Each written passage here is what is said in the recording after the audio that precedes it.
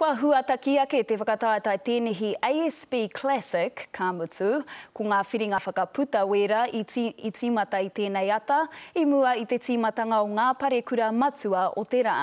Ana i te pūrongo a Pere Wihongi. Koinei ngā hahau whakamutunga e uru atu ai te kai tākaro ki te rewara o ngā whetū o te tēnehi, pēnei ia Roberta Vinci, Anna Ivanovic, rātou ko Venus Williams. Yes, a number of showers this morning means it has been a stop-start few hours in this final round of qualifying. Engari aha koa ko ngā atua o te ao tēnehi ngā kai kume mai te hunga mā takitaki, ka haore anō hoki te atua o ngā tohu huarere i rata mai ki te kaupapa o te rā. Well, look at it now. It's pouring down. This is our third stop.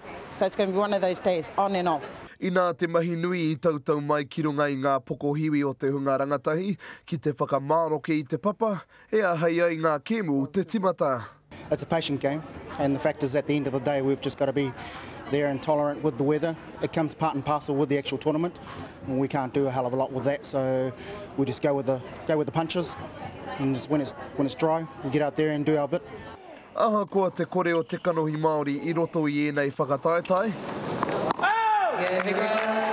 Ka kitea etahi e mahi ana I ngā mahi kimuri. It's awesome to actually have that sort of atmosphere, and you say, oh yeah, represent, you know. So it's just like me. That's why I'm doing this as an official, and it's pretty cool. Engari kaore he mutunga mai mo te matatau, ko wai ka hua, ko wai ka tohu.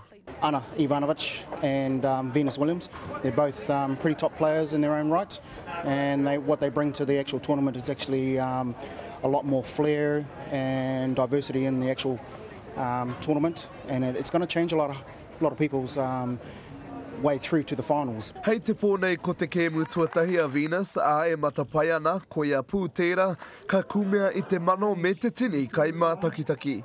Pere Wihongi, te kare.